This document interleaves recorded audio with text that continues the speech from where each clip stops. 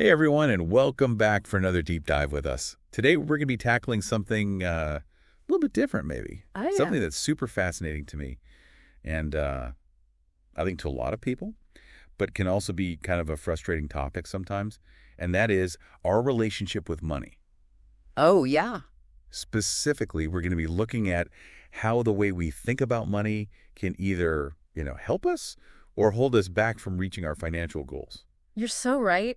It's funny, so many people out there, they struggle financially. And it's not because they don't have, resources or opportunities. It's because they get in their own way. Yeah. They have these negative beliefs about money that hold them back. It's almost like a self-fulfilling prophecy, right? That's Like if you think you'll never be wealthy, well, you're probably right. Exactly. Because you're going to make choices that reinforce that belief without even realizing it. Yeah. And that's where today's source material comes in. It's a podcast script called Money Mindset Mastery from a show called Smart Bites.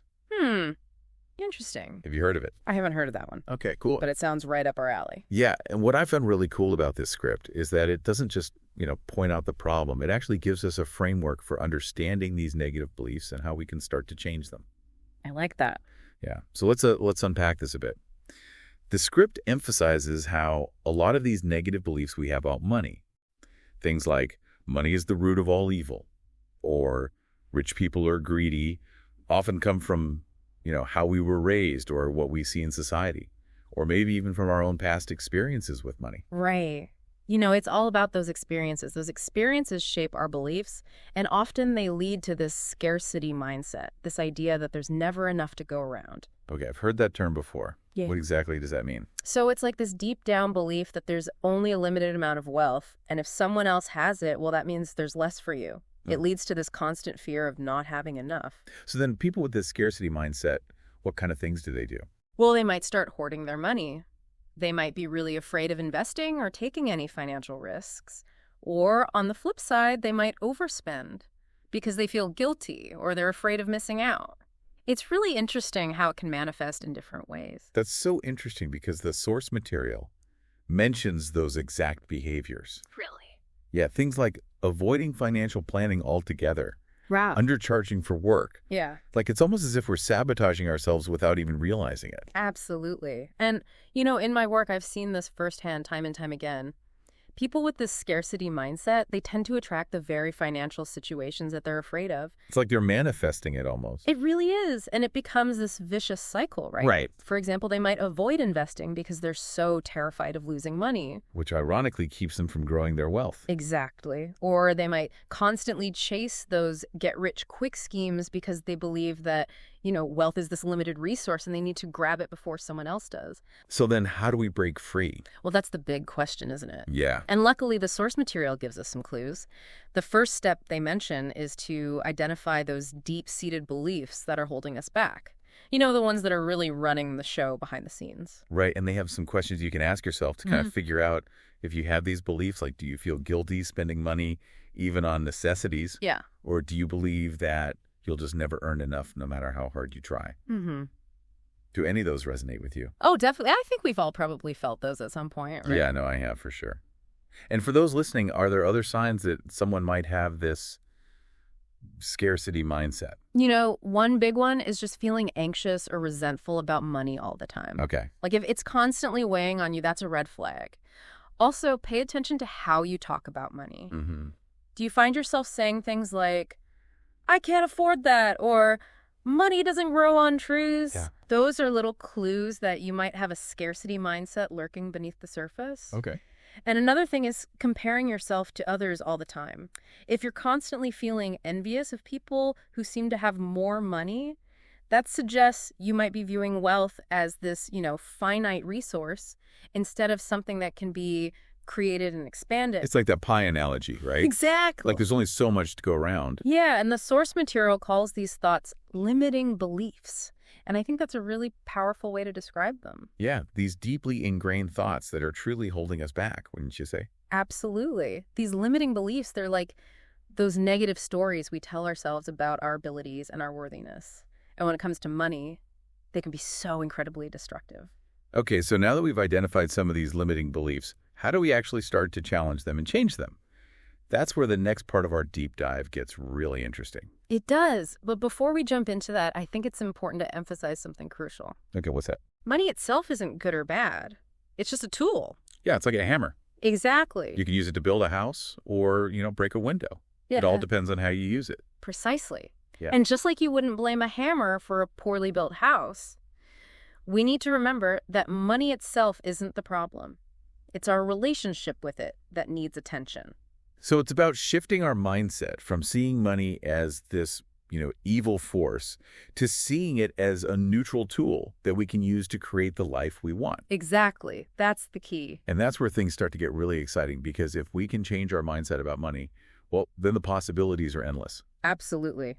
And that's what we're going to dive into in the next part of our deep dive. We'll explore the specific steps we can take to master our money mindset and start creating a financial future that truly aligns with our values and our dreams. I can't wait to hear more about this. It's already blowing my mind. It's powerful stuff. Stay tuned. And that's where the source material comes in with what they call money mindset mastery. And they outline 3 main steps to achieve it. The first one is all about reframing our beliefs.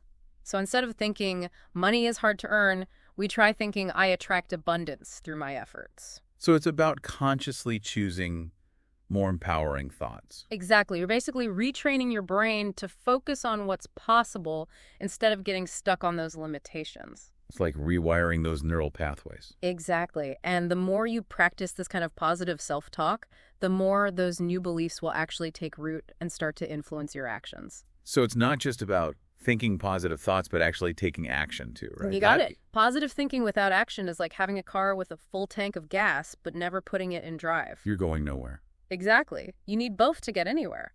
And that's where budgeting comes in. It's about taking control of your finances and making conscious choices about how you spend and save your money. So you're advocating for a more mindful approach to spending, right? Absolutely. It's not about deprivation. It's about making sure your spending habits are actually in sync with your values and your long-term goals. So instead of mindlessly swiping that credit card, yeah, and hoping for the best. we're really thinking about where our money is going and why. Exactly. And the source material also emphasizes the importance of financial education. Yeah, knowledge is power, right? Absolutely. Oh, I The see. more you understand about money, the less intimidating it becomes. Makes sense. And there are so many great resources available these days. Oh, yeah, for sure. The source mentions reading books, listening to podcasts on financial literacy, things like understanding investment strategies, learning how to manage debt effectively, even exploring different ways to generate income. And speaking of resources, we've actually put together a list of some helpful books, podcasts, and websites that we think our listeners might find valuable. Awesome. You can find the link in the show notes for this episode. Perfect. And don't forget about that third step from the source, celebrating those small wins. Oh, yeah, I love that. It's so easy to get caught up in those big long-term goals.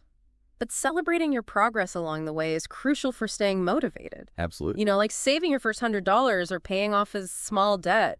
Those are all victories worth acknowledging. They really are. It's like a little pat on the back to keep you going. Exactly. And psychologically, it's so powerful. You're basically telling your brain, hey, we're on the right track. Let's keep going. Love it. And it ties into that whole idea of shifting from a scarcity mindset to an abundance mindset. Right. Because you're focusing on what you've already achieved instead of what you're lacking. Exactly. And speaking of abundance, let's talk about giving back. Yes. That was another big point in the source material, and I love that they included it.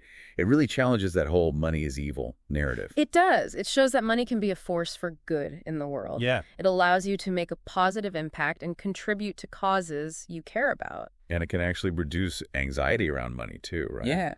It can. Because when you focus on using your resources to help others, it shifts your perspective away from that fear and lack mentality. It's like taking the focus off of yourself and putting it on something bigger than you. Exactly. It's about recognizing that we're all connected and that we can use our resources to make a difference in each other's lives. Okay, so we've talked about reframing beliefs, educating ourselves, celebrating wins, budgeting, and giving back. A lot of good stuff. It is a lot, but I think it all boils down to one question. How would you define a healthy relationship with money? That's a great question. And I think for me, a healthy relationship with money is one where it supports your goals and values without dictating your sense of self-worth.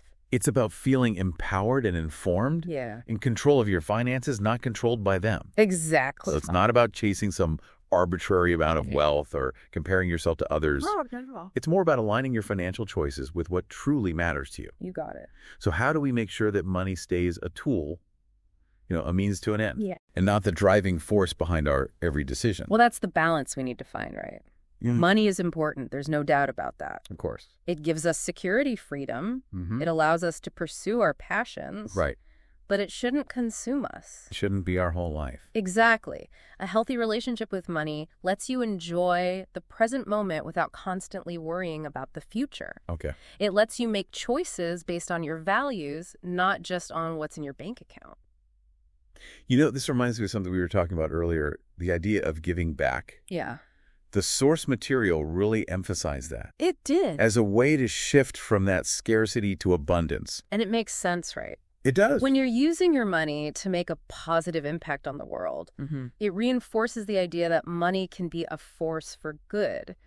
You start to see it less as something to hoard and more as a resource to share and circulate. It's like shifting from a me focus to a we focus. Exactly. And that seems to be a recurring theme when it comes to cultivating a healthy money mindset. It's not just about personal gain. It's about using our resources to create a better world for everyone. I love that.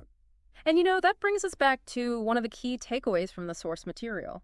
Shifting your money mindset is a journey. It's not a quick fix. No, it's not. It takes time and effort and a commitment to being self-aware. But it's so worth it. It is. It really is. Well, we're just about out of time for today's deep dive, but before we go, let's leave our listeners with a thought-provoking question. Okay, I like it.